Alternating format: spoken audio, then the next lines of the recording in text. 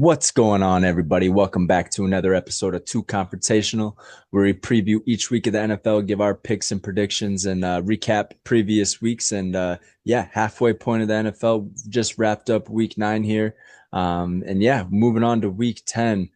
Week 9, I think there was 8 or 9 1-point, one score games, one touchdown, things of that nature. Week 8, there was only one 1-point, one scored game. So back on track. And everything like that. Like we said, week 8 was kind of scratch, kind of chalk. And then week 9 was a little bit tougher. We saw some games that hell of a game from the Chicago Bears and the Cincinnati Bengals. That was probably the game of the week. A lot of back and forth in that one, high score and everything like that. Thursday night was kind of a buzzkill. You had the Baltimore Ravens beating up on the Miami Dolphins. And then you had trade deadline on Tuesday, November 4th there. Ending at 4 o'clock Eastern time. And there was some big trades going on, a lot of big names and everything like that. So we'll kind of tap into that. Do you want to just cover that now? Just some of the big names that happened over the trade deadline? Or do you want to tap into it? Let's go over we'll just talk about last week. We're obviously not going to get in too much of last week. Obviously you said there's 7 or 8 one-score games. But I went 9-5 last week, putting me at overall 92, 42, and 1. Where'd you go? Yeah, I went 9-5 as well, putting my overall record at 82, 52, and 1. So you still got 10 games. Yeah, you still got 10 games on me. Trying to find some makeup games. I got Minnesota last week, but then I also picked a couple opposite of you, which just made it even out.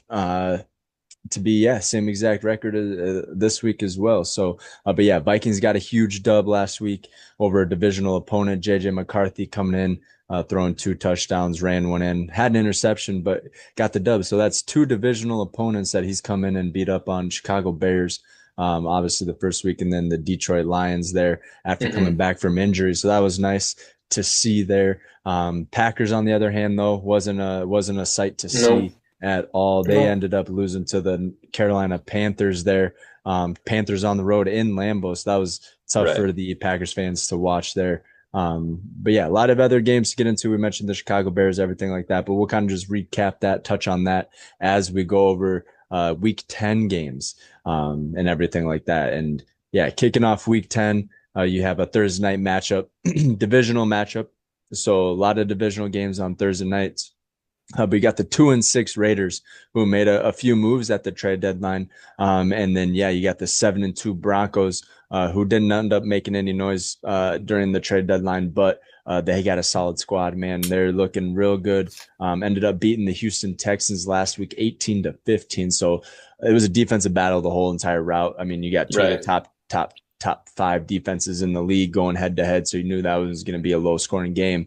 But here, with the Raiders at 2-6, traveling to Mile High to take on the 7-2 Broncos. Denver has a 9.5 point spread at home in this one. What do you got to add? Obviously we talked about Raiders making some moves at the trade deadline. You can mention that and things of that nature, but 9.5 for the Broncos at home. Right. I mean, this is a tough one. Yeah, like you said, divisional matchup here. Broncos being 7-2 is hard to go against because they've been playing so well the entire year. But then obviously the Raiders lose by 1 to the Jacksonville Jaguars last week, which is it's a good showing by the Raiders. I mean, obviously we've seen Geno Smith be so inconsistent throughout the year. It's either 4 touchdowns or 4 picks. It's kind of game in and game out. I'm just trying to pull up his stats here, how he played last week. Yeah, threw for 4 touchdowns and 1 pick. Last week. So like I said, he can either throw for 4 TDs or throw for a TD and 3 picks. So it kind of comes down to how he plays. But I just think, going against that 7-2 Broncos at home and Mile High, I don't think you can pick against them. So I'm going to go Broncos here. Nothing much to add here. I just think the Broncos are a tough team. Obviously close one against the Houston Texans, but I'm going to go Broncos here at home. Yeah, and like we mentioned last week, Pat Surtain out. But Raiders, they traded away Jacoby Myers. He is heading to Jacksonville Jaguars. I think you already mentioned that, but I mean, so they're trading away pieces, but they still got a lot of young talent. Brock Bowers had a ball game last week. They still got Ashton Jeanty in the backfield. Geno Smith is just so inconsistent. It's hard to tell whether he's going to throw for, like you said, 3 picks or 4 touchdowns, what have you. But Bo Nix has been rallying, and they've come back from a lot of being down at the first, second quarter, second half, things of that nature, and they've made their way back. I think they've come back 3 in a row now against the Giants last week, and then this previous week here. So yeah, they have what it takes. They're 4-0 at home. So I mean, they play well at Mile High. Obviously, it's a tough place to play, high elevation, low oxygen, things of that nature. But yeah, Broncos got it figured out there in Denver. So yeah, give me the Denver Broncos. Not a whole lot to add on this one. That defense of the Denver Broncos is legit.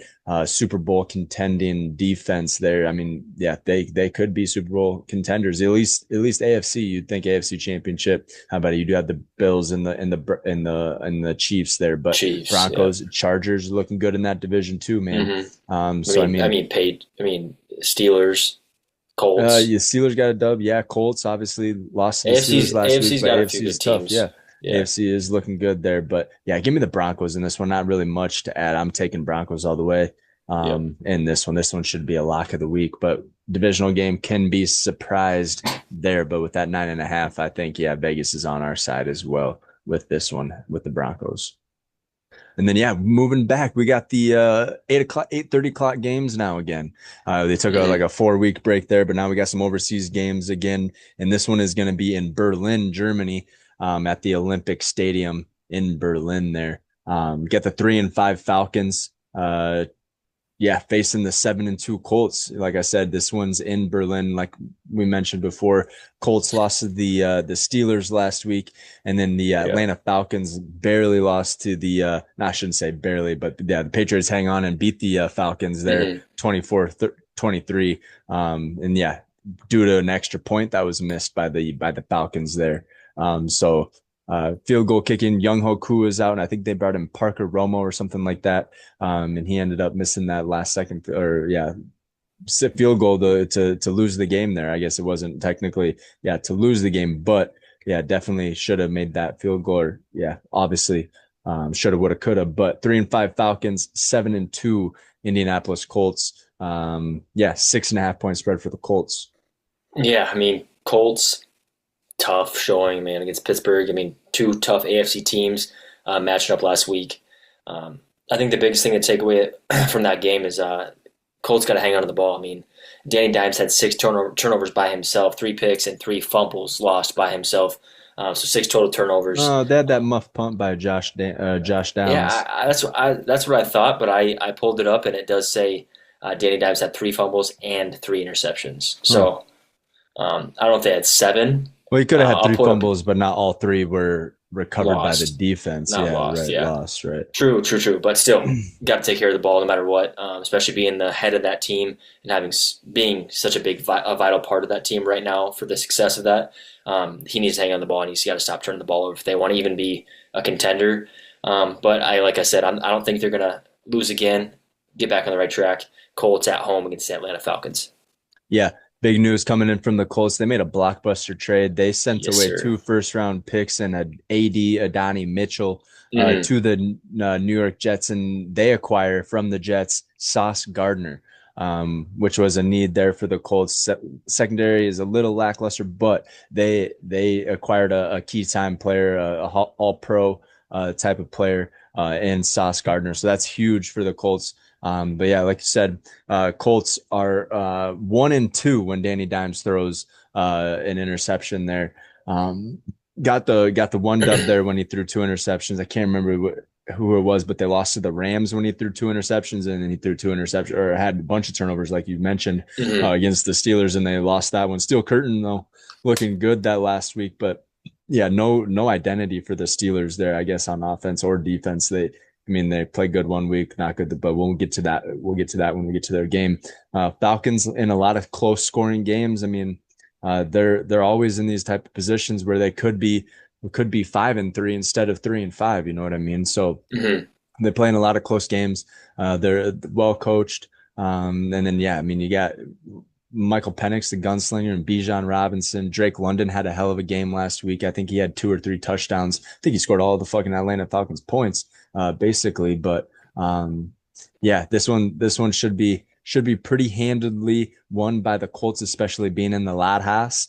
But I think that Falcons team is pretty dangerous, especially on the defensive end. They're pretty stout on defense, and can get it going on offense. You've seen it. You've seen them get it going on offense as well. But Hmm. against this Colts defense with that Sauce Gardner addition, Yeah, I mean, he's going to be locking down Drake London.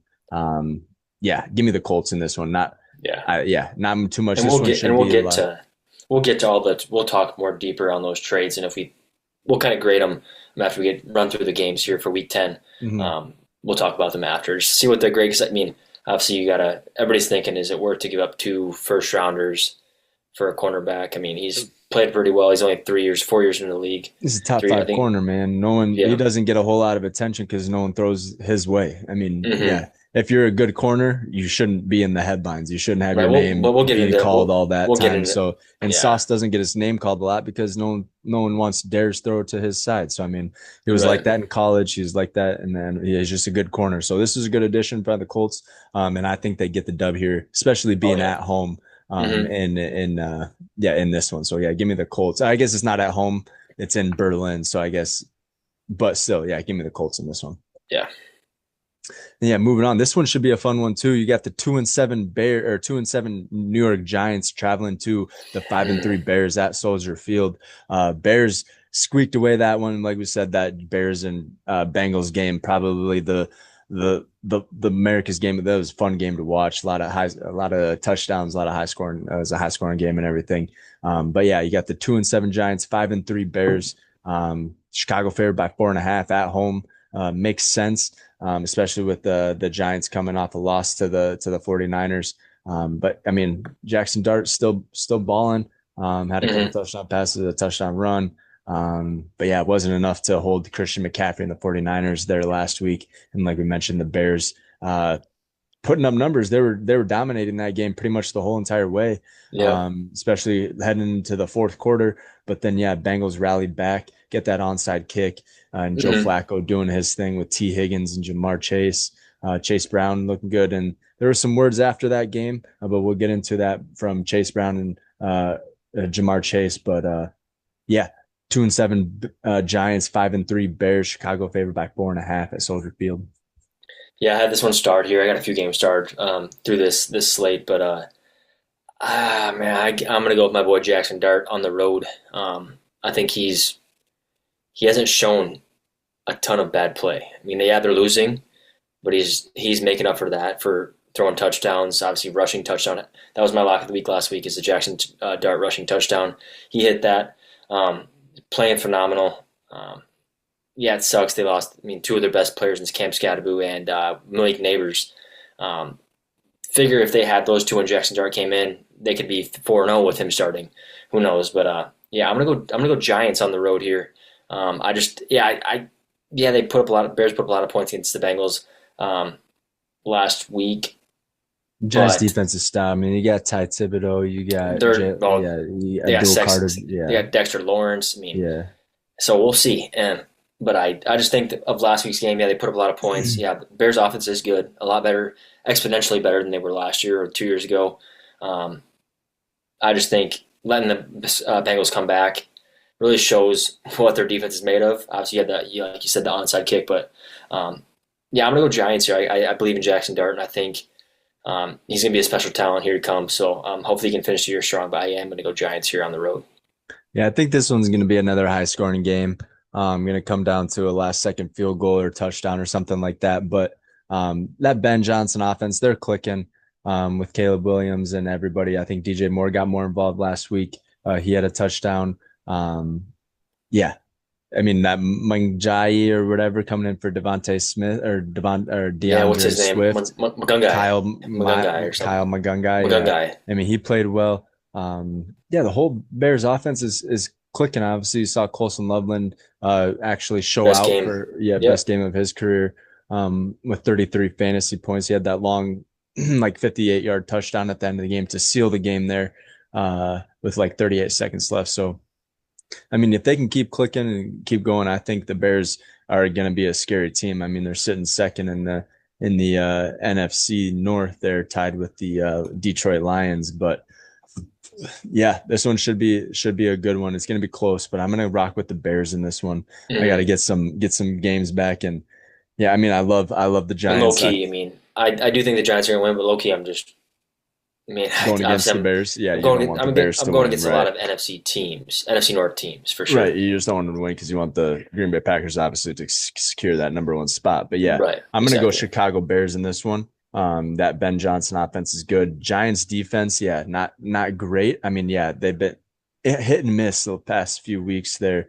Um, and yeah, if they can get it going, yeah, this should be a tight game, like I said. But yeah, it's Ben Johnson And you just offense got to mark you got to tabling, mark start that 0 and clicking. 5, 0 and 5 on the road. So Yeah, right. Yeah, don't do well. I mean, they do halfway decent on the road, man. I I mean, mean, they put up yeah, fights. Yeah, they put up they fights, do. and they got a lot of swagger. And it just hurts that yeah, you have Malik Neighbors and Cam Scatterbo out. Those are your two guys that you're looking forward to having watching them play all year, especially if Jackson Dart was able to start. Obviously, Jackson Dart did get the start, but then all those injuries, Malik Neighbors only played like one game with him, and then yeah, you got Cam Scatterbo going down 2 weeks ago. A lot of injuries Hmm. this year to key players on a lot of teams like Tucker Craft. Yeah, you saw all Yeah. the injuries. Jaden Daniels had one last week on Monday. It's just tough to see Hmm. all these injuries to a lot of key players. But yeah, give me the Chicago Bears in this one though. At home, especially to not to beat the Giants there at noon o'clock.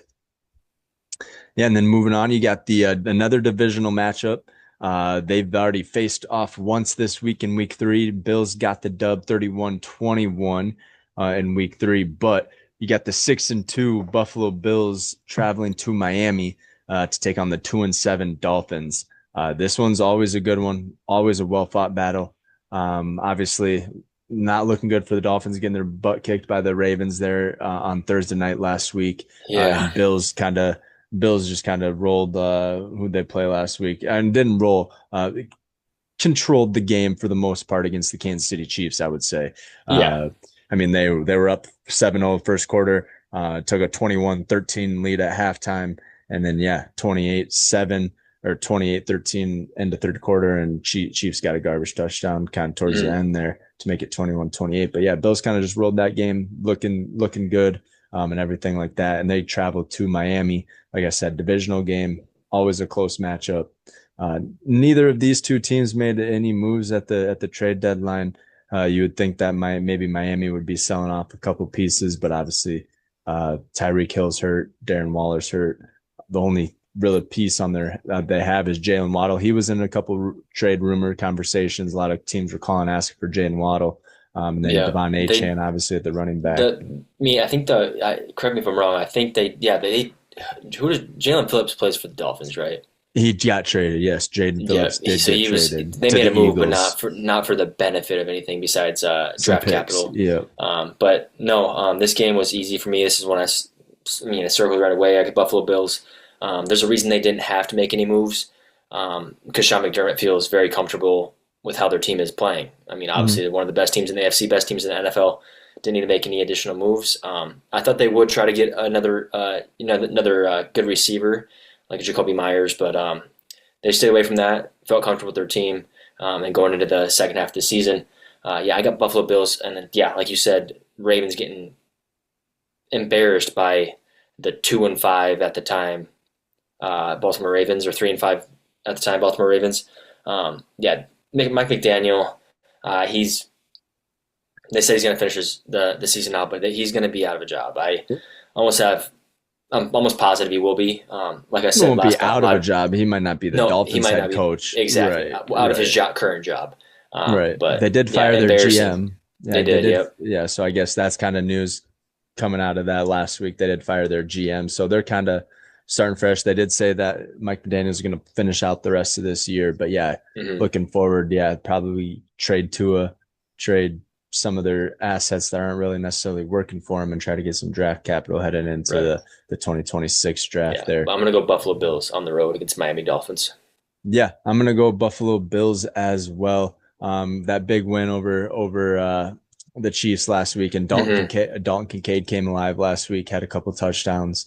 And yeah, basically he's their leading receiver. I mean, you got Khalil Shakir, but Keon Coleman. We've mentioned this multiple times. He has not been it for the Nope. Buffalo Bills coming out of Florida State. I mean, he balled out at Florida State. crazy one-hand catches, things of that nature, but I don't think they're utilizing him in the right way that he needs to be utilized to reach his full potential.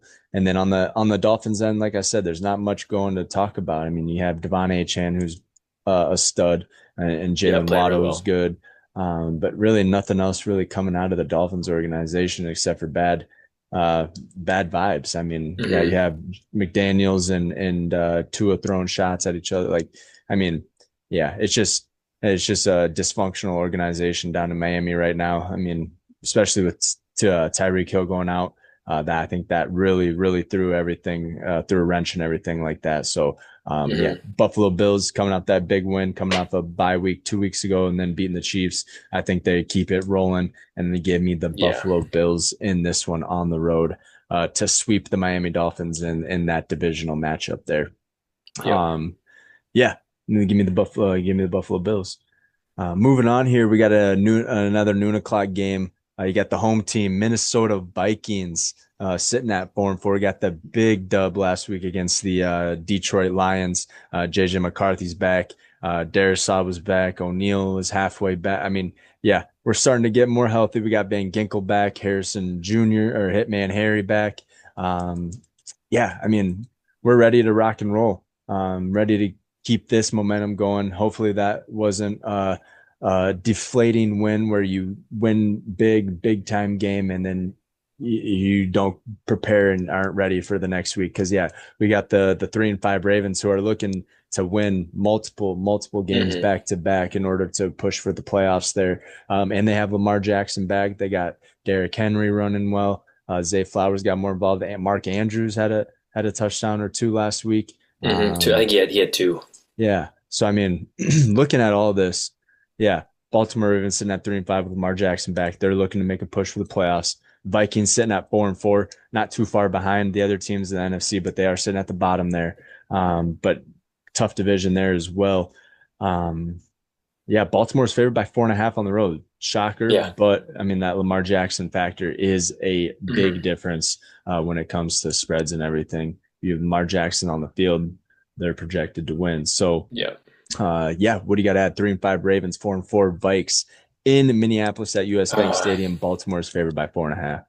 yeah. I mean, this was a tough one for me too, as well. I mean, obviously Ravens just have had not the year that they expected, probably with Lamar being out for 3, 4 weeks. Even I think it was, yeah, maybe was it I four think it's weeks, 5. five Yeah. weeks. Just not the year they expected. But and then the Vikings getting a big win in Detroit last week. Huge game for not only the Vikings but for the Packers and for the rest of the NFC North. Really did help out. Ah, man. I'm kind of teeter tottering because I know the Vikings did play good, but oh shoot, Lamar Jackson, Derrick Henry, um, see if you can stop both of them, and it is tough. And like you said, they're pretty much healthy. I'm gonna go Baltimore Ravens here uh, on the All road, that man. time, and you're going to pick the Ravens anyway. Yeah, But I mean, yeah, Baltimore looks good. I mean, this one's going to be a tough match. I mean, like we said, last I mean couple this is pods, yeah. Vikings have a tough schedule up ahead of them.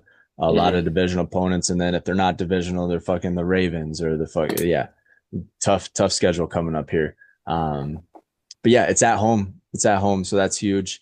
Obviously, yeah, we are sitting at 1-2 at home, but Ravens are sitting at 1-2 away. Um, and yeah, I like the Viking squad. I mean, yeah, obviously we're young and experienced, especially at the quarterback position with JJ, but he had a couple big throws last week, a couple aired throws too. So I mean, yeah, if he can just keep putting pieces together, keep getting back in game shape, get the speed of the game down again, just get everything back in rhythm and flow, I think we'll be all right. Our defense is playing pretty stout. Been hit or miss here, but I think we're starting to get Van Ginkel's a huge addition back. Hmm. He's a key piece of our defense. And with him on the field, I think yeah, Ravens don't have a whole lot of I think we got Ravens beat match to match. Is obviously besides Derrick Henry coming up the middle, we don't really have um, great linebackers. But I mean, I think we have the firepower to stop them there. Grenard and yeah, I don't know if Ivan Pace is even starting anymore, but he's a solid linebacker and everything like that. But yeah, we'll see what happens here. But yeah, I'm gonna take the Vikes at home. You got Yeah, to. give me the, Yep. I'm always gonna pick the Vikings every week, and I got a good one last week on in the Vikes. So yeah, give me the Vikes Absolutely. at home. Hopefully, I can keep this rolling. Especially being at home, we're gonna have the whole crowd behind JJ McCarthy. And yeah, hopefully he can just keep performing. Another 2 touchdown, one rushing touchdown game, and we'll take 21. Our defense just got to stop Lamar Jackson and the boys. So yeah, give hmm me the Vikes at home at noon o'clock to beat the It Baltimore Ravens in should be this a one. pretty good game. Yeah, I'm excited for that one, obviously. But yeah, moving on here, we got the probably the dog crap game of the week.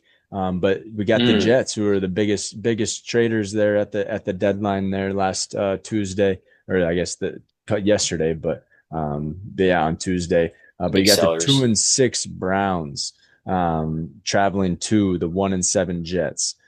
So probably the worst matchup of the week according to the records and everything. But I think it's going to be close. Jets been in a lot of close games. Browns defense is good. And Quinshon Judkins, I think, is going to be healthy and back this week. Um, yeah, I don't know who they're going to start at quarterback. Probably going to be Dylan Gabriel, but it'd be nice to see Shadur Sanders coming off their bye week, just to see what he's capable of doing. Obviously, Dylan Gabriel wasn't doing it there the last few weeks, but yeah, 2-6 Browns, 1-7 Jets, who got rid of Sauce Gardner, Quinnen Williams, a Mm, couple of key components of their defensive side there. Kept Garrett Wilson and Brees Hall on the offensive end, and yep. obviously they got Justin Fields or Tyrod Taylor at the helm, just depending on what Woody Johnson wants to do there. But yeah, 2-6 Browns, 1-7 Jets. Cleveland is favored by 2.5 on the road. Um, yeah, what do you got to add? Yeah, I mean, I think the biggest thing I mean, obviously you said it was kind of like the toilet bowl game of the week. Yeah, I just think the biggest things, yeah, Jets were sellers of the trade deadline, and getting rid of, like you mentioned, Quinshon Judkins, getting rid of the guy that would be stopping Quinton him in Williams, Quinton right? Williams, is a huge factor. I think the Browns try to run it. No matter really who the quarterback is, I think they try to run it and get him. He's had 150. Was it a few weeks ago? Had that breakout Oh game yeah, for he did. Quinshon. He So has like 3 good games underneath his belt ever since coming yeah, back so off I'm gonna that go suspension. nothing to add here. I think the Browns are probably selling their season away. Hey, nothing wrong against them. I think they have a Browns or total of Jets? Jets. That's what. Yeah, Jets are selling their season away, and I mean they've got a ton of draft capital for the next few years. Like even 26, 27, they got multiple firsts in both of those years. So they're looking forward. But I don't think they win this game. I'm gonna go Cleveland Browns on the road against the Jets. Yeah, like I said, Jets have been a lot of high scoring games, a lot of close games. Browns great defense though, Myles Garrett and the boys. Um, yeah, this one's tough. I honestly want to pick the Jets. Just being at home, kind of rebuilding. I think they got a lot of energy behind them. Even losing two of their key factors on the defensive end, I think they're young. They got a lot of talent on the defensive end, with some of the names still remaining and everything. Shoot, man, I'm gonna go Jets. I'm gonna go Jets, Jets. I know I picked them a couple times this year, and they have I think you let picked me them last down. week, No, I didn't pick them last week. Didn't pick them last 2 weeks week. ago. Yeah, 2 weeks ago, maybe against the Cowboys. And then, yeah, a few other times. I remember saying Jets a couple Yeah, I remember times, that but too. I think are able to get it done here. Both not very high powered offenses. I think the Jets have a better offense than the Browns, for probably a fact. It's just hmm the two trades, Quentin Williams, yeah, obviously said stopping the run against Quinshon Judkins, who's a baller, would be a key factor, and it would be nice to have him here now against the Browns in the run game. And then yeah, Sauce Gardner, who is also not going to be there to help with the pass. So a lot of these young bucks got to step up for the Jets. Obviously, they're Yeah, probably are looking at rebuilding, so they might be tanking, but I don't think it stops them from ever going out and just say, "Hey, we're giving up this game." I yeah, think but like, these guys are competitors. This is what puts food on their families' table and everything like that. They're not hmm just going to go out and let somebody beat I them. mean I, they're already getting paid. I mean, yeah, right, but I mean, they got incentives and shit to look after and right. things of that But nature. you So did mention, yeah, they don't have Sauce Gardner, and guess who they got on the other side of the ball? In the Cleveland Browns, they have Jerry Judy. David Njoku. Jerry Judy's been kind of dog water this year. Yeah, but he has. I mean, but if Cleveland would have kept Joe Flacco, I mean, look at how. I mean, Jerry Judy has had a few good years. I mean, recently. So losing Sauce Gardner is huge because who's going to guard the one now? The second or third best corner. They don't have DJ Reed. I think he's on the Lions or something like that. So I mean, they're young. Yeah, I mean, yeah, inexperienced, but I mean, yeah, their offense can put up points. So don't get me wrong. They got a pretty still stellar offense, or not stellar, but still got Breece Hall. I mean, Breece Hall has been picking it up the last couple of weeks, and then Garrett Wilson. Yeah, and I do want to say some stuff about that once we get into the trade deadline stuff after this. But yeah. Mm-hmm.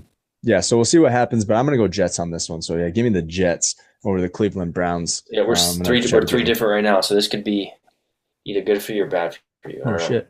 Yeah, we'll see what happens. But, yeah, moving on here. I got the Jets. You got the Browns. We'll move on to the another noon o'clock game. This one should be a battle. This one should be a fun one to watch. We got the 7-2 New England Patriots traveling to Tampa Bay to face on the 6-2 Tampa Bay Buccaneers. Tampa Bay's favored by 2.5 in this one. Still going to be out at least 4 or 5 weeks without Mike Evans. Chris Godwin hopefully comes back this week. Bucky Irving hopefully comes back this week for the Tampa Bay Buccaneers. We'll see. He's still questionable. He didn't practice today. Both of them didn't. We're not even on the practice field at all today. Nobody saw them out there. So hopefully they're resting. Hopefully, they're getting back in. Healthy and everything. Patriots got a big dub. I guess shouldn't say big dub, but they did get a W last week over the Falcons, 24-23. But they're sitting at 7-2, 4-0 on the road. And when you watch the Patriots, it looks like a Mike Vrabel led team. They're hard fighting. They got a lot of fight, a lot of grit, everything like that. And a lot of guys stepping up. I mean, Trayvon Henderson had a decent game last week. Kayshon Boutte had another touchdown, but he also got hurt as well in that game. But Pop Douglas had a touchdown and probably 130 yards. So Demario Douglas looking good too. They can just go anywhere, anyway with Drake May at the helm, and he's playing like an MVP quarterback there. I think he's rated 2 overall, and quarterback's number 2 quarterback in the league right now. So I mean, should be a fun one. And you got Baker, who's up for MVP conversations and everything like that as well. And he's a dog through and through. So looking at this, you got 2 dogs at the helm, and Drake May and Baker Mayfield. A lot of weapons missing, I should say. Ramondre Stevenson possibly back this week, but he's kind of a key component. He's had a couple good weeks this year for the Patriots, but a lot of banged up players on the Bucs side.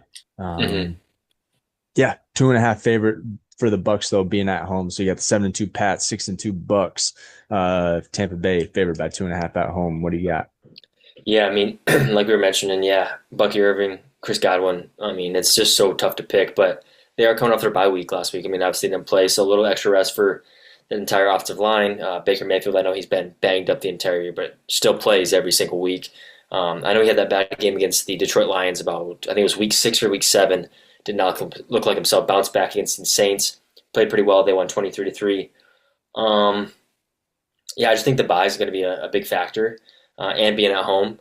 Hopefully Chris Godwin and Bucky Irving can play. I know Mike Evans is a huge loss for that team for the entire season. But Mekembuka should be healthy. I think he had a hammy injury a few weeks ago. So if we get those, kind of lingering, but if all 3 of those guys play, and especially being at home, like I said, I'm going to go Buccaneers at home against New England Patriots.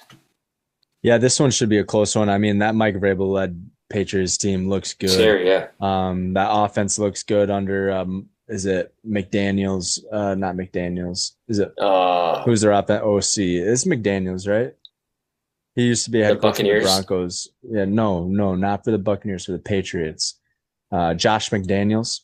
Is that? I know he used to be, but I don't know. Yeah, then he went to be a head coach for the Broncos, and then came back to be at OC for the Patriots. Yeah, so he's back in New England, calling plays for the Patriots, and it's looked good. Yeah. It's simple. Yeah, they get a lot of quick passes right away for Drake May, get his confidence up, and then they take that deep shots down the field.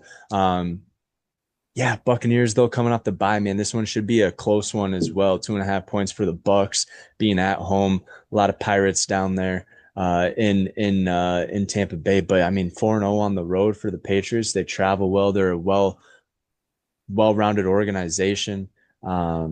Shoot, give me the Pats. Give me the Patriots in this one on the road over the There we Tampa Bay go. Buccaneers. This one should be a fun one to watch, though. This is All right, probably going to four be split. Now we're yeah, four different. So yeah. This one should be a big fun one to week. watch, though. I'm gonna take the New England Patriots and everything like that as well. So yeah, give me the Patriots in this. Yeah, shoot, I want to go Tampa Bay Buccaneers, but yeah, I think the Patriots got it. I mean, I love Baker Mayfield and everything. He was on the Monday Night Football with Eli and Peyton Manning last week, and they were asking him, when do you get time to like practice dodging and avoiding the linemen and everything? He's like, yeah, I tried that in Fayetteville, Arkansas, a few years back. Didn't go too well. I got arrested by the cops when he was back in college.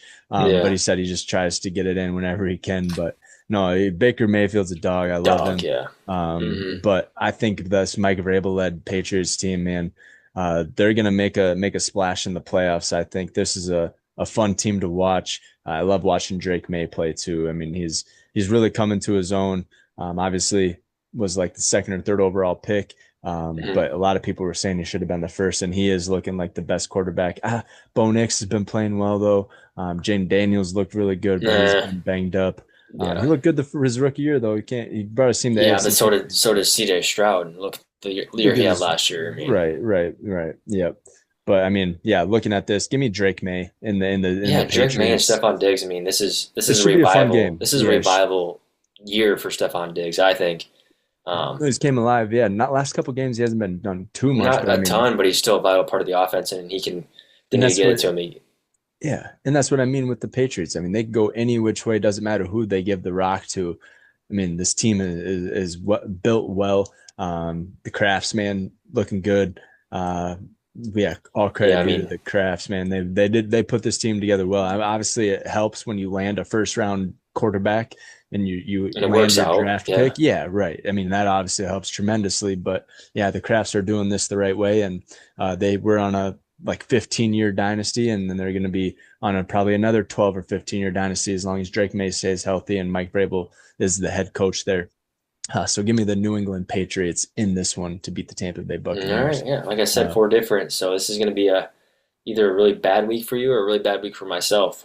Yep. It's going to be either keep picking different. We'll see which way the teeter totter tilts. Yeah, exactly. So I mean, I'm 10 games behind, so I need to make up a few. So let's see what happens this week. But it should be a fun week. A lot of these games are real close. I think obviously that 9.5 point spread for the Broncos on Thursday night, but otherwise it's all a lot of one score spread games. So it should be a fun week here.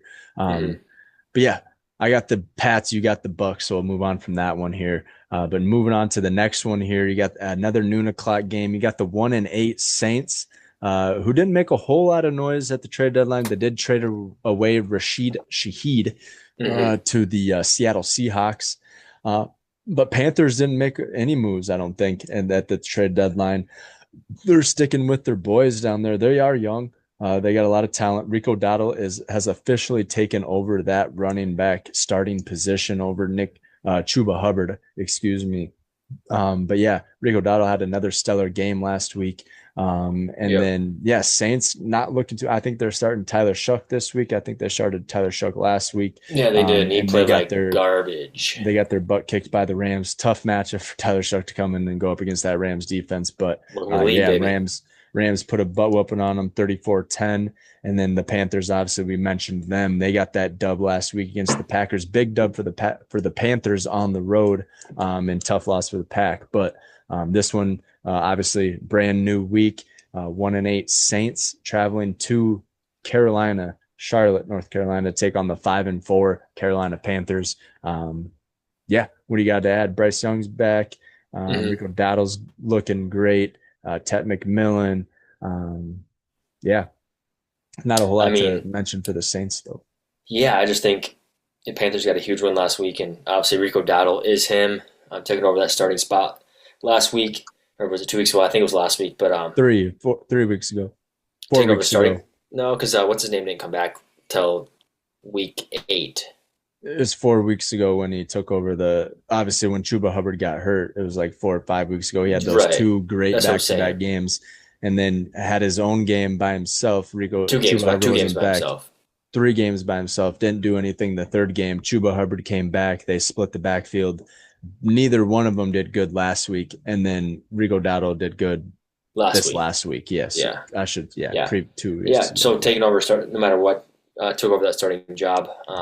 When Chuba Hubbard came back, 130 yards on the ground last week, 2 touchdowns for Rico at home, getting Bryce back, and then Shuck did not play very good last week. I think he went for 17 for 29, something like that, touchdown and a pick. I got to go Panthers at home. There's not really much I have to say about this besides the fact that Rico Dowdle this year is probably, ever since he came on the scene, like what you say, week 4, week 5, has been playing really, really well. I'd say he's, this year right now, ever since week 4 or 5, he's been a top 5 back. Just having phenomenal games, 200-yard rushing yard games, and then all total purpose yards. He's had 2 or 3 games over 240, 250. Insane games. He's really off the key. So I'm going to go Carolina Panthers at home. Yeah, Carolina. I'm rocking with Carolina. Not real much to add to this one. They looked good last week. And then you've seen some. I mean, that wasn't a fun game to watch, but they held the Packers to 13 points or whatever, 15 points. What was 13 this? points? 13 points. So, I mean, their defense has stepped it up week after week. I mean, they have a really good secondary. And the defense is very good, and their run game is really good too. Yeah, and then they can definitely throw the ball too. I mean, we've seen a few times where Bryce Young lights it up for 250, 300. He doesn't get to 300 often, but he has done it a few times. So I mean, they're starting to get there. Like you said, this could be a scary team come the next 2-3 years, and everything like that. So I'm rocking with the Panthers, especially being in Charlotte, North Carolina. So give me the Carolina Panthers in this one. Especially with Tyler Shuck being at the quarterback position for the Saints. So, moving on. Divisional matchup is the Jaguars Texans in the same division. Yes, I believe think so. Yeah, we'll look that up. But 5-3 Jacksonville Jaguars, like we mentioned, they just acquired Jacoby Myers. Jacoby Myers. Travis Hunter. We didn't know this when we had the podcast last week, but he got banged up in practice to his knee. I think all the scans came back positive or negative. He didn't have anything torn, but he is placed on IR, which is unfortunate for the Jacksonville Jaguars. Also, Brian Thomas Jr. is not likely to play either for the Jacksonville Jaguars. So that Jacoby Myers trade was huge for the Jags there. Texans, obviously great defense. Defense looks good. Couldn't really get much going on offense. It was against the Denver Bronco defense though. Ka'imi Fairbairn balled out, had all their points, 15 points by himself, but he is also probably going to be out this week for the Texans. So a huge loss for the Texans. And not only him. CJ Stroud concussion still. CJ Stroud is actually out week 10. So he is ruled out too, which is tough. Huge. Obviously tough. Davis Mills will be starting. Davis Mills, I was going to say Brian Mills, but Davis Mills, Davis Mills will be starting for the Texans. I did see that as well. Banged up both sides of the ball. Not both sides of the ball, but the Jacksonville Jaguars are banged up. Texans are banged up. Should be a low scoring game. I think this is the lowest scoring spread of the week, 37.5 for this over under for scoring. 5-3 Jags, 3-5 Texans. Jacksonville favored by 1.5 on the road. What do you got in this one? Yeah, I just think the biggest thing is CJ Stroud being out, and then the addition for the Jacksonville Jaguars, Jacoby Myers. He'll come on the scene right away. I think he plays right away. And he's going to be their number one. If Brian Thomas Jr. is banged up, he'll have 10, 12, I'd say, like you said. I got Jacksonville Jaguars here, and this is not a team to mess with. I mean, especially that addition. Obviously, they think they have something going. Adding a receiver. And Jacoby Myers, he's playing. He played decent with the Raiders. And with the inconsistency of Geno Smith. Yeah, he was highly taught after during that trade deadline. So a lot of teams wanted Jacoby Myers, but obviously Jacksonville found a way to get that deal done. Huge component, especially being out your two top receivers. Wait till they are able to come back. Yeah, I think Jacoby Myers is on a an ending expiring is the word I'm looking for. They I think might, he's on yeah. an expiring con. He's going to be a free agent next year. But I mean, if you can get a 5-6 good games out of him here to finish this year and make it that playoff push, I mean, yeah, Jacksonville is not a team to mess with. Texans Mm, aren't really a team to mess with either, but they are banged up. They're young though. I mean, CJ Stroud, this is his second going in a third year or whatever. Nico Collins is still only like 26. Tank Dell, you forget about Tank Dell, but he's going to be back next year. And he's an explosive wide receiver. Joe Mixon hasn't been able to play this year. I mean, Texans just banged. It just sucks because yeah, they were looking at a playoff picture this year, especially with that addition of Nick Chubb over the offseason and everything like that. They were hoping he could be able to step up and everything, but it just has not worked out for the Houston Texans. It is at NRG Stadium though. It is in Houston. hmm But I don't think that really helps in this situation, especially with CJ Stroud being out and everything like that. So yeah, give me the Jacksonville Jaguars. That defense is stout though for the Houston Texans, but I think Jacksonville does find a way to get it done here on the road and beat the Texans there. So in this divisional matchup, so yeah, give me the Jacksonville Jaguars there. Yeah. But yeah, Shad Khan, baby. yeah, and this Shy Khan, yeah, he's been making a lot of moves there, and I mean, Yeah, and good for Trevor Lawrence. I mean, I couldn't be happier. I won't be happy if couldn't be happier if Trevor Lawrence makes the playoffs. Man, he's had a rough start to his tenure with the Jacksonville Jaguars. So I'm hoping hopefully they can make a push in the playoffs. mhm. We'll see. In the last few years, they've been coming alive. They Good. usually come alive at the end of the season. And this is yeah, that's And what he and needed they're right sitting here. at 5-3, and they come alive here and start putting once they get healthy and start getting everything clicking. Yeah, Jaguars, like you said, scary team. The defense is good. They had the most takeaways going into like week 7 or something like that with like 18. Um, I think they have been surpassed, but still a good defense, great offense. Or I guess I shouldn't say great offense. They've had some shining moments on offense, but yeah, give me the Jacksonville Jaguars to knock off the Texans. Yeah, give me the Jags.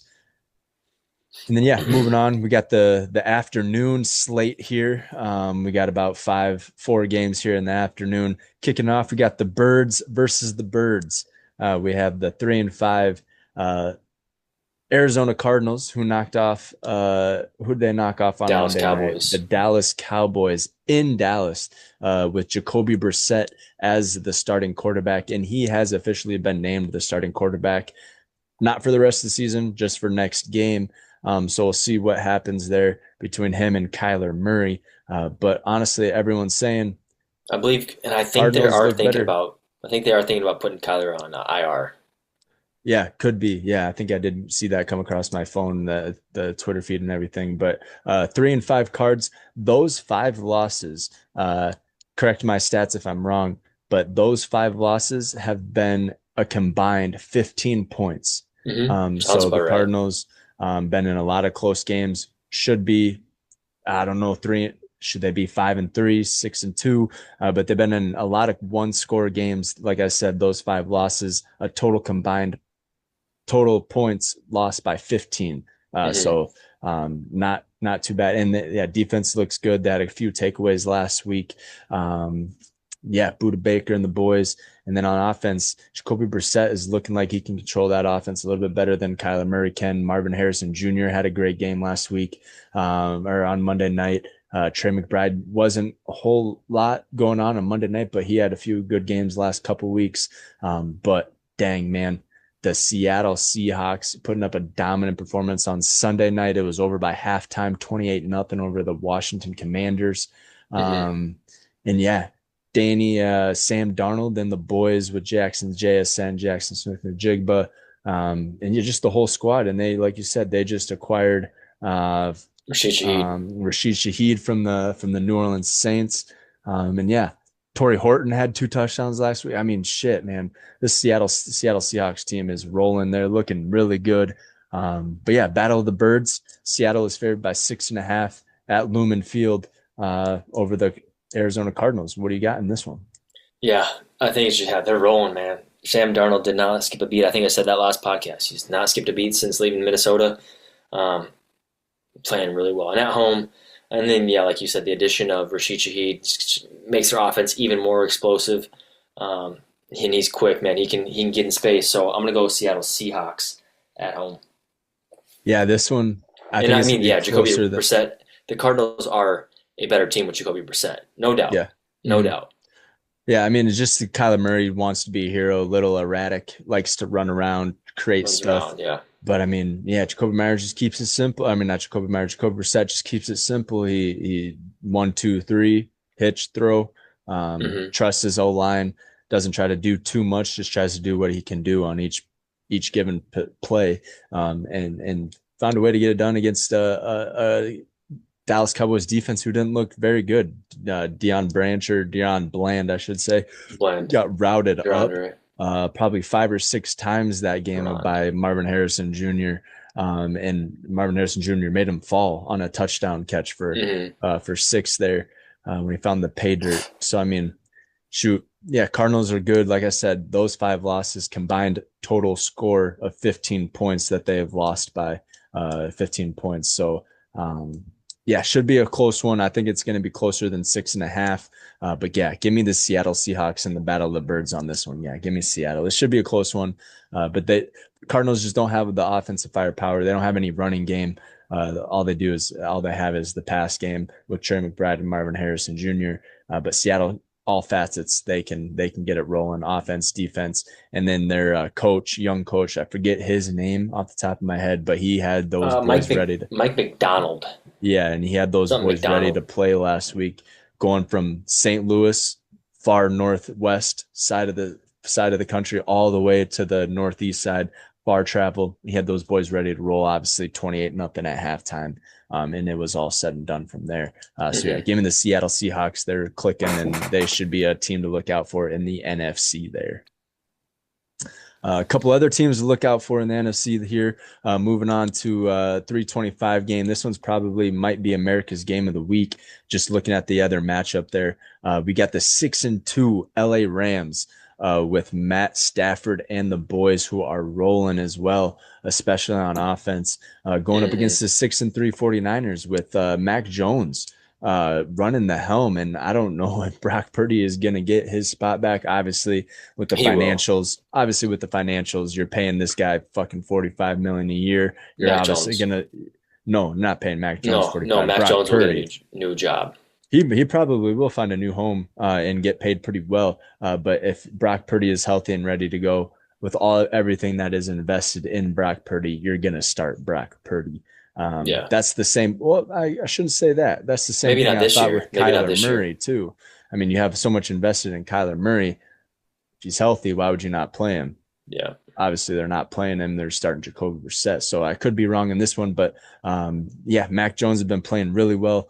I think he's 3 or 4-0, 4-0 as a starter. Yeah, 49ers looking good. Christian McCaffrey, unbelievable season. I thought he's one of those hit or miss guys. He either gets hurt or he has MVP performance like season. And he's producing like 60% of the 49ers offense there. But yeah, Davante Adams on the other side, Puka Nacua, Kyron Williams. Hmm. Davante Adams has 5 touchdowns, I believe, in the past three Hmm. games, He and well, they're he had all the they're first game that all Puka was out. He had 3 touchdowns. The first game that Puka yeah, was out, he had 3 touchdowns in that one yeah. game. So I think he has 5 or 6 touchdowns in the past 3 games. All of them have been 4 yards, 3 yards, 2 yards, Hmm. 1 yard, two That back yards, shoulder, four baby. yards. Yep, and Matt Stafford has that thing dialed in to a T with those guys, and he had a deep rainbow shot to Puka Nacua there to find the Hmm. pylon. And yeah, Rams are fun to watch. I love Yeah. Sean McVay and his offense, but 49ers and Shanahan's offense are rolling as well. You see a couple of those highlights on Pat McAfee where AQ Shipley is doing the breakdowns of the line, and you just see Yeah. those guys rolling and running, especially getting George Kittle back. They have their fullback, can't remember his name.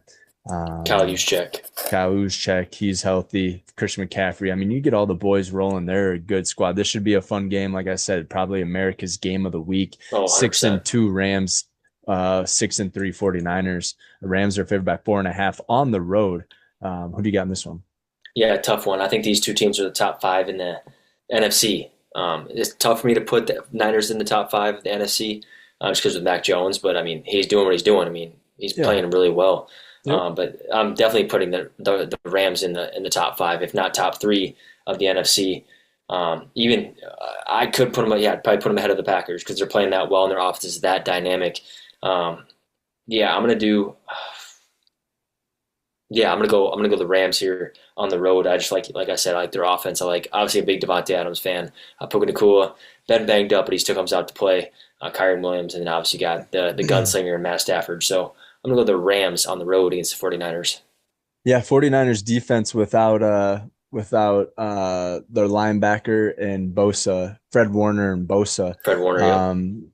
Yeah, I didn't think they would be able to stand up. Obviously, they put up 24 against the Giants without Cam Scatterbo and Malik Neighbors, but I mean, yeah, I don't know if they're going to be able to stop this Rams offense. This one's gonna be a close one, man. I want to go 49ers, just because they've been playing so well. They play so well as a team. They play great complementary football. But so do the Rams, and Rams offense, like we've been mentioning, is high powered, and tough to stop. Shit, give me the Rams. Fuck. Yeah, I want to go 49ers, but yeah, give me the Rams. This one should be a fun one to watch, though. I'm excited to watch this one, and I'm glad it's at 325 that we can watch the whole game. But yeah, 6-2 Rams, 6-3 49ers. Give me the Rams in this one. We both got the Rams. Yeah, but I think we missed it. I mean, this is I think the Cardinals Seahawks is divisional. We just went over. That's a divisional game, divisional. and I This think one's the division. Rams and 49ers are divisional as well. So I think we got three total divisional games. So should Sure, be four. very Yeah, I think yeah. I you mean, have the Buffalo we and get Bills and Dolphins are divisional as well. Bills and Dolphins. Yep, 49ers and Rams, Seahawks and Cardinals, and then you have the Thursday night, you have the Broncos and the Raiders, yep. So yeah, four total. Yep. right, as of right now. And then yeah, give me the Rams. Are both on the Rams in this one, but this one should be a fun one, should be a close one, especially being divisional. Should be a hard fought battle. Mm-hmm. But yeah, moving on, another 3:25 o'clock game. Pick and choose your poison. But you got the 5-3 Detroit Lions going to probably Jaden Daniels, Washington Yep. Commanders, but I guess they have Marcus Mariota backing up. Terry McLaurin's probably going to be out again. Shoot, man, Commanders are banged up, unfortunately. But the Lions, they got the loss last week, and you know what that means. They're coming out Mm-hmm. hot. They are 12-0 against the spread and straight up, yeah, after coming off a loss in the past Mm-hmm. 12 games, 12-0.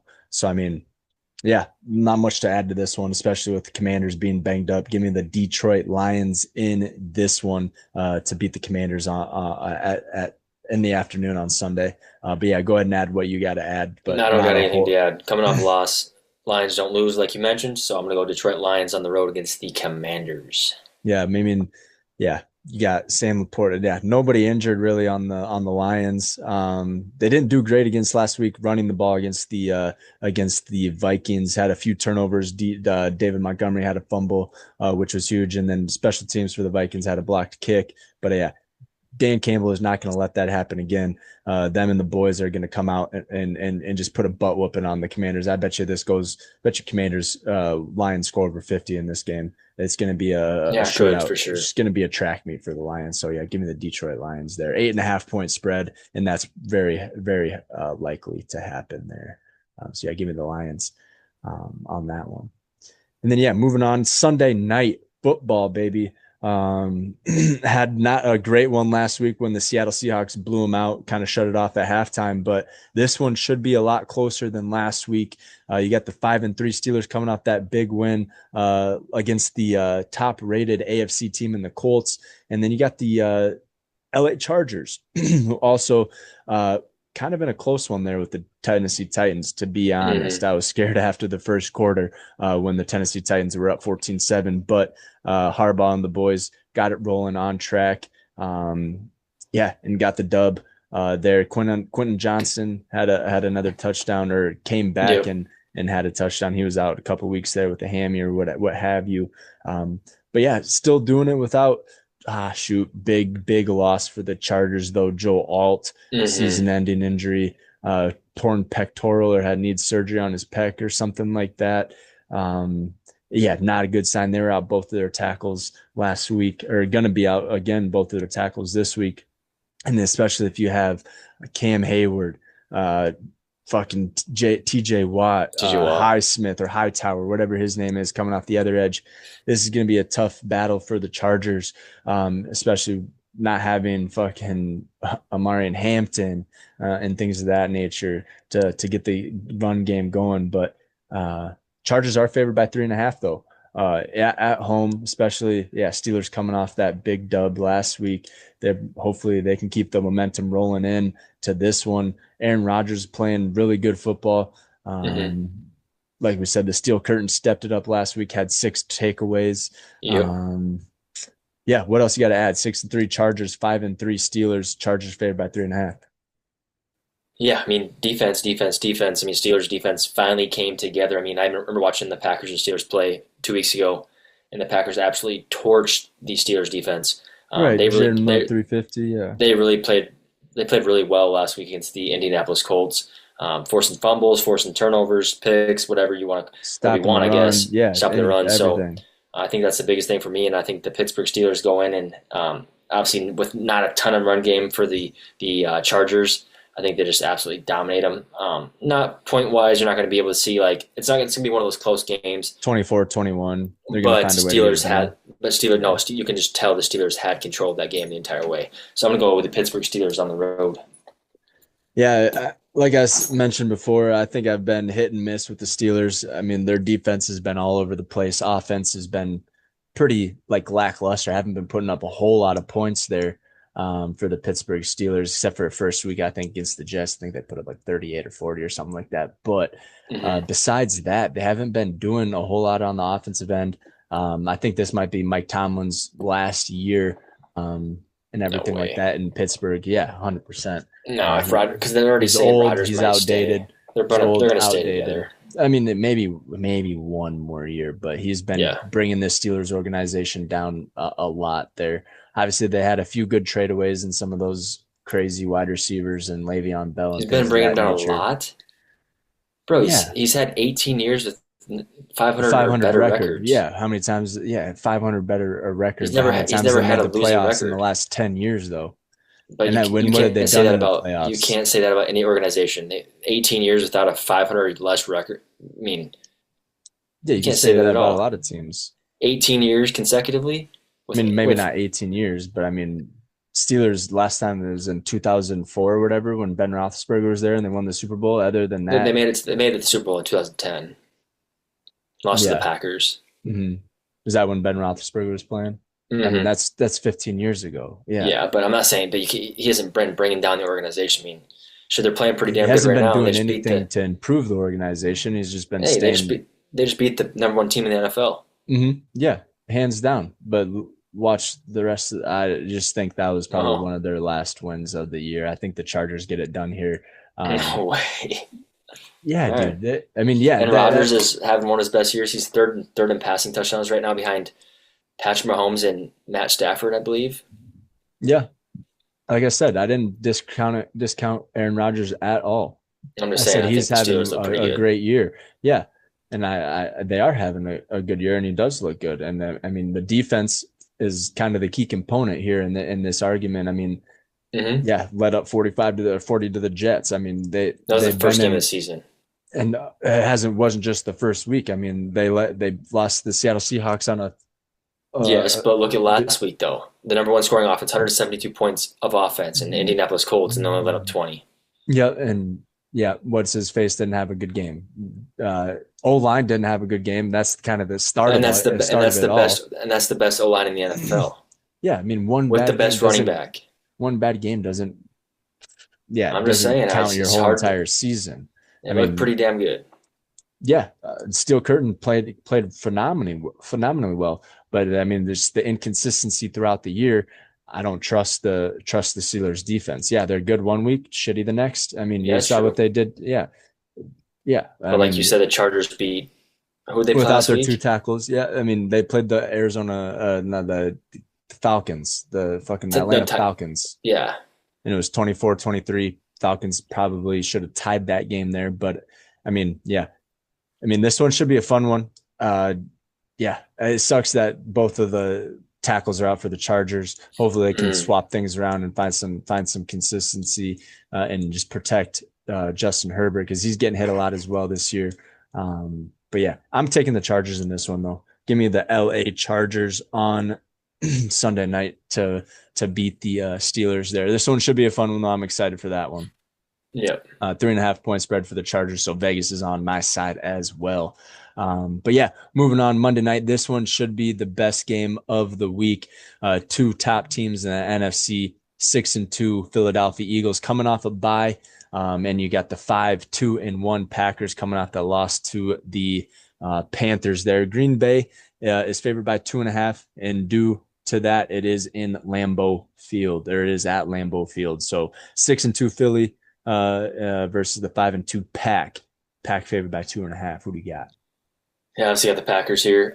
Yeah, it didn't look very good last week. It was kind of embarrassing, and Jordan Love didn't look like himself the week prior to that when he threw for 350 and was lighting it up. Obviously, the huge loss of Tucker Kraft is tremendous. I mean, number 2 tight end in the NFL so far. He's just starting to get into his own, be the number 1 target for the Packers offense, and Jordan Love. Yeah, got to get the run game going. Josh Jacobs got to pick it up. Emmanuel Wilson. Luke Musgrave's got to fill some big shoes, but I think he can. He's fast. Ran a 4.6. He's 6'6", 250. Big body out there to catch some balls. Yeah, and the Eagles are a freight train, man. They just signed Jair Alexander. I'm not sure if he'll be starting not next week against our receivers. That Phillips dude from the Dolphins, he's with the Eagles now. Yep. What was his name? Not Jason Phillips. Jordan Phillips. Yeah, he's with the Eagles. I think they signed Michael Carter II. He was a corner from, I believe. Yeah, they gave away Mechie or something like that. Yeah, he was with the Jets. They traded away John Mechie, but he was a non-factor for the Eagles. Yeah, it's gonna be tough. I mean, being at home, obviously we play like that. If we play like the rest of the season, if we play like that again, we're gonna lose every single game. If we play like that against the Eagles, we will get our asses beat. There wasn't just nothing. Yeah, it's just back and forth. I mean, every time we play a good team, which is hopefully this is the way it is, because if we play a good team like the Philadelphia Eagles, we'll come out like we did against the Detroit Lions, the Steelers, the Washington Commanders. I mean, hopefully we can rise to the occasion, but obviously when we play those shitty teams that aren't so great, we play the absolute worst. Yep. So I'm going to go Packers here, but this is going to be a tough game for them, and being at home is probably your biggest advantage. And then, like I said, Jordan Love's got to step it up back to 2 weeks ago, and then Luke Musgrave's a big factor in this game, and we're really wishing we had Jaden Reed back for sure, but he's not going to be back until week 13. Yeah, this one's Packers. I mean, took a tough loss last week. Jordan Love didn't play well. His stats don't show that though. He threw for 275, but he had a couple aired throws. Should have had a few more picks. Yep, should have 2 picks. I mean, just not a great performance. If they play like that, obviously they're going to lose. Fun fact, not a fun fact, everyone knows this, but the Packers filed not a grievance, but filed a motion to rule out the tush push. So, the Eagles are probably going to run that every single play this game and just kind of push their way down the field. But no, the Packers have to find a way to stop the run. You can't let up 130 yards to Rico Dowdle. And then come next week when you face Saquon Barkley, hopefully he's healthy. He is questionable right now, but hopefully Saquon can play in this one. And if you give up 150 yards to Saquon, it's game over. So this one is going to be a tough battle test for the Packers, especially they haven't played a high-ranking team in the past few weeks there. 6-2 Eagles, 5-2. We played the Steelers, but. Yep, played the Steelers. I think they were 3-4 going into that game. And then looking at the Eagles, I mean, they added so much to their defense. Key components to their defense. Got Jaden Phillips or whatever. Jordan Phillips. And then got Jair Alexander. So his revenge game, not revenge game. He never plays, dude. He hasn't played fucking 3 years. Yeah, but they coming off he might play this week. He got a bye week to kind of learn the playbook and everything. He might be playing this week. Who knows? No, he probably will. Yeah, try to. But looking at this, I'm gonna go Philadelphia Eagles on this one. They're just too high powered. They can throw the ball, run the ball. They got a halfway decent defense, and then with those additions that they added, they're making another playoff or Super Bowl push for sure this year, and try to build on that last defending champions, man. Yep. So yeah, give me the Philadelphia Eagles on Monday night. This one should be a fun one. Like I said, these are a lot of close matchups, a lot of 3-point spreads on a lot of these games. So it should be a fun week of the NFL and all of that good stuff. And a few teams on buys. You got the Cincinnati Bengals, who didn't make really any moves at the trade deadline, didn't trade away Trey Hendrickson, didn't trade away any other of They their traded away Logan Wilson to the Logan Cowboys. Wilson to the Cowboys. Yep. So then, yeah, Cowboys also have a buy. They made some moves at the trade deadline as well, acquiring, yeah, like you said, Logan Wilson, and they acquire another Quinn big name, Williams. Quinnen Williams. Yeah, that's what I'm saying from the Jets. They got Quinnen Williams, so they're beefing up. Obviously, they got rid of Micah Parsons, but using those trade picks that they got for Micah Parsons to kind of make some moves here this trade deadline and pick up a linebacker who actually got benched by the Bengals, and they're the second worst defense behind the Cowboys or in front of the Cowboys. Cowboys are the worst defense in the NFL right now. So I think that's a win for the Cowboys, getting both of those guys and only having to give up one first round pick for Quinnen Williams. A sixth round. Oh, they gave away one first rounder and the second rounder for Quinnen Williams. Rounder, and then one of their D tackle, Maisie Smith. Maisie Smith. But I mean, yeah, Maisie Smith hasn't been anything on the Cowboys. But yeah, Cowboys, I think, won the trade deadline there. Jerry Jones making some big moves. Tennessee Titans are also on a buy. They didn't make any moves, I don't believe, in the Kansas City Chiefs, who were looking at going after a running back after you got Isaiah Pacheco going down and things of that nature. I mean, crazy. But they don't have they didn't make any. They offered. So the New York Jets wanted for the a third rounder, and they offered a fourth rounder. And I just said you couldn't wiggle a little bit to get down to a third rounder, and you could get a high-powered back like Breece Hall. I mean, shit, if you get him, you're pretty much slitting yourself in an AFC championship for sure. Yeah, 1,000%. Yeah, pretty crazy. But yeah, Chiefs weren't willing to give that up. So I mean, but it was a fun trade deadline. A lot of big names. About 6 trades in the trade deadline. I think that's third overall in the past 20 years. Yeah, seven total. 7 total. I think 11 was back in 2010 or 2011. There was 11 trades or something. I'll go through them quick here. We mentioned a lot of them, obviously. Sauce Gardner to the Colts for 2 firsts. Huge pay, but hopefully it pays off. Logan Wilson to the Cowboys. Rashid Shaheed to Seattle, like we mentioned. Quinnen Williams to the Cowboys. Jacoby Myers to Jacksonville. Jordan Phillips to Philadelphia. And then Draymond Jones to Baltimore. He was a later one, I believe, towards actually the deadline. Went to Baltimore. So Baltimore's fixing up I think he's a linebacker. So fixing up their linebacking core. And biggest trade since the beginning of the year, since 1990. The most moves have been made. Yeah. So it was fun. Yeah, it was a fun trade deadline and everything like that. A lot of, like we said, a lot of big names were moved and everything like that. But should be a fun week 10. Like we said, halfway through the NFL season. And we're just going down the hill now. We went up the hill through week 9 and we're heading back down the hill after week 10. Yeah. So should be a fun week of the NFL. And I'm excited for both the Vikings to face the Ravens and the Packers to face the Eagles. And then a lot of good games, like I said, only a lot of 1-point spreads or 3-point spreads, 1-score games and everything like that this week. So it should be a hell of a week, few divisional matchups, things of that nature. But yeah, let's hop into our TD picks of the week here. And we'll go over those here in just a second here. Yeah, moving into TD locks of the week 10 should be a fun-filled, high-scoring week. We saw a lot of over-unders around the 45, 50 range, but we also saw some in the 30 range. So we'll want to stray away from those, especially. But yeah, TD locks of the week. I got about 1, 2, 5, 6 marked down on my list right now. Probably not going to throw all of them out there. I might, but there's a lot of matchups that are favorable for some of these touchdowns to hit here. You want to rattle off your TD locks, or are you still going through yours? Yeah, I think I got. If not, I can rattle mine off. You go ahead. I'll get 6 too. Yeah. So looking at mine, I got a few tight ends, a few running backs, and a few wide receivers here.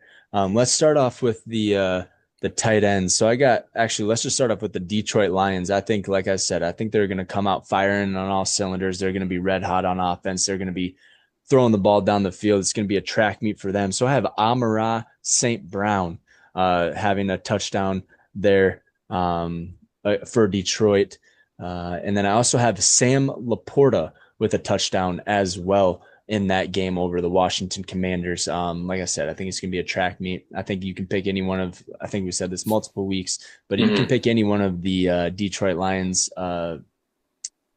flex players or like running back, tight end, wide receiver. You can pick any one of them and they're probably going to score that week. And so, yeah, give me Amon-Ra St. Brown and Sam LaPorta for the Detroit Lions to score. I know that's two people on the same team, but I think it's going to happen here this week. And then I also want to go Quinshon Judkins.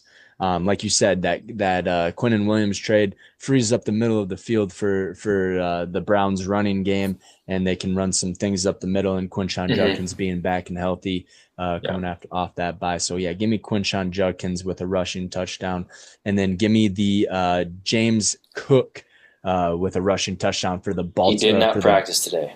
Oh, James Cook did not practice today. Fuck. So scratch him off the list. He's probably, if he plays, he's probably going to score, but I'm not going to put him on my TD locks if he didn't practice today. But yeah, I saw Kenny Walker post a story on our Instagram feed with like 6 or 7 picks and then an anime picture at the end with some NBA young boy playing in the background there. So give me Kenny Walker for the Seattle Seahawks to score a touchdown over the Arizona Cardinals there.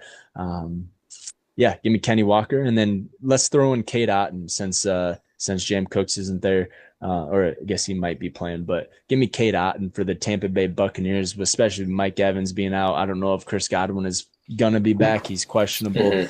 You have Bucky Irvin being questionable, so really only targets on that are fully healthy are Cade Otton, maybe Emeka Egbuka for that team. So yeah, give me Cade Otton. I don't think he's scored it yet this year, so he is due.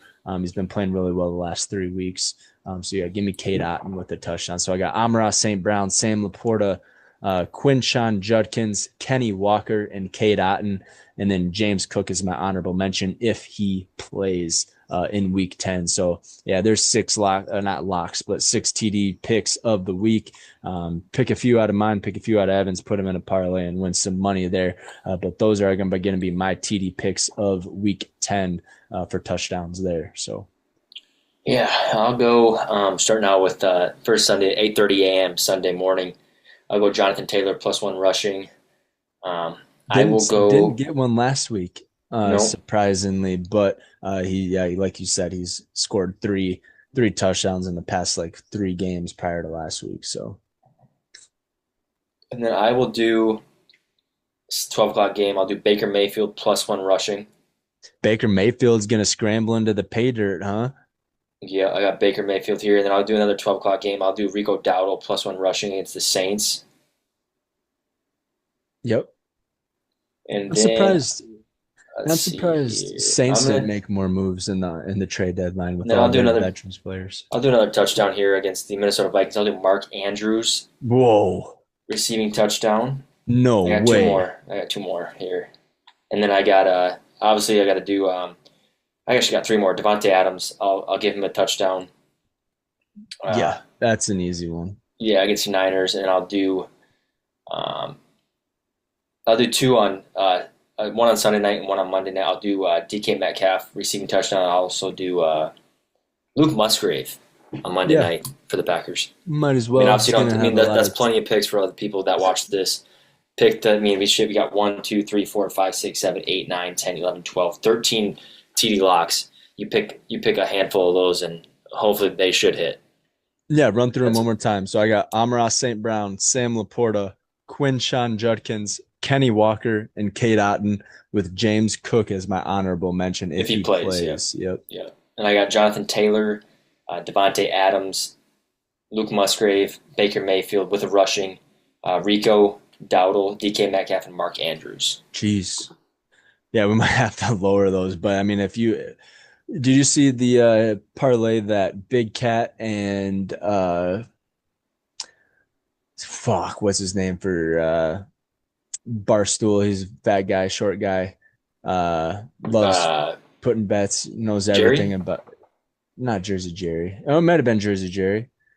No, I'm not. That's not the guy I'm talking about. But Jersey Jerry, yeah, I think it was him. And no, who's that other guy? He wears like the belt, and it's like always on, like not look good, dude. You know what I'm talking about. If you saw him, you'd be like, yeah, I know exactly Yeah, who I that is. don't see him though. So Yeah, but yeah, they put a 4-leg parlay on quarterbacks to rush one. Jaden Daniels, Caleb Williams had a receiving touchdown last week. They had two other Glenny quarterbacks on. Balls.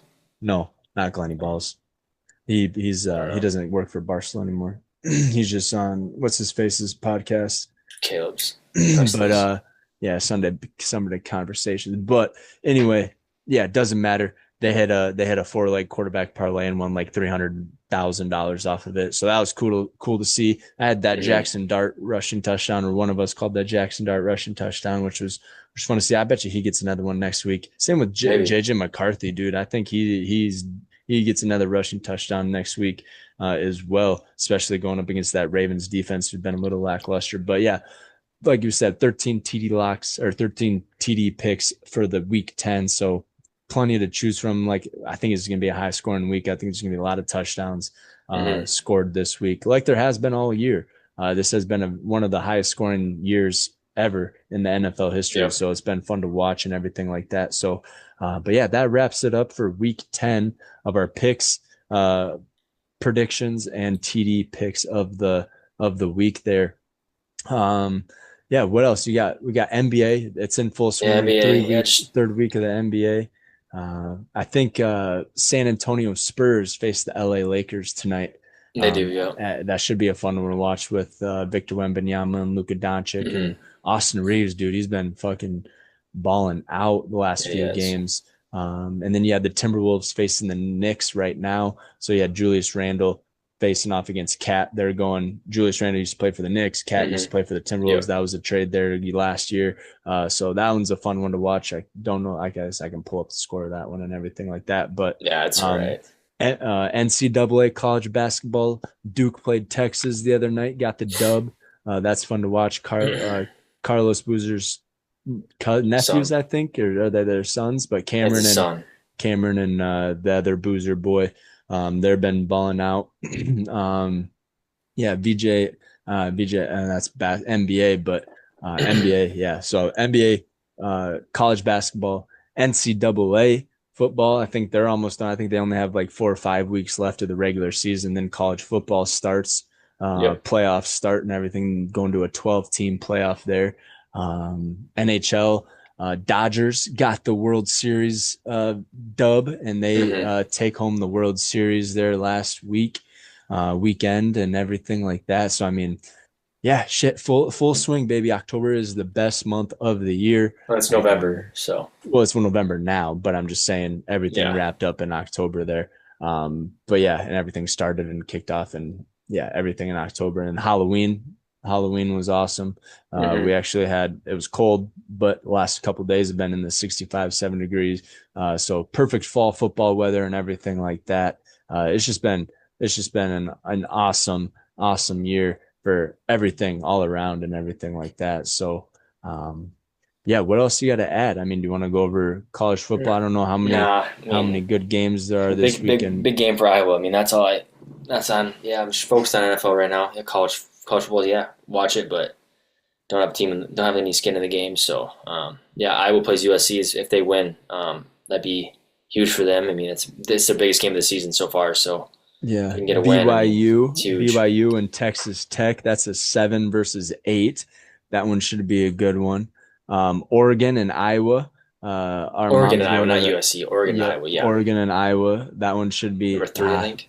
9 versus 20. Um, like ranked number 9, Oregon's 9, Iowa's 20, and that's at 2:30 there. Texas A&M, who's ranked number 3, going against Mizzou, traveling down to Mizzou to face the Tigers there.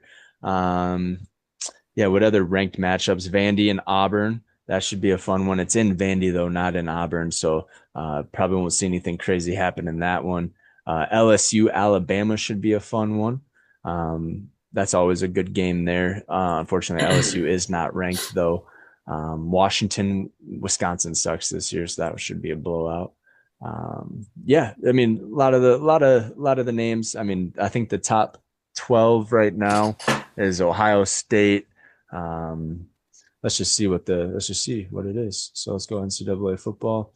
You got Iowa State #1, Indiana Hoosiers #2, Texas A&M Aggies #3, Alabama #4, Georgia #5, Ole Miss #6, BYU 7.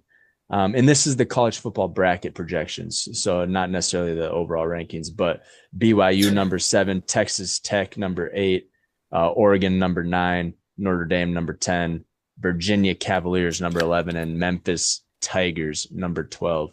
And that's kind of like the playoff bracket projection as of week 11 there for the college football.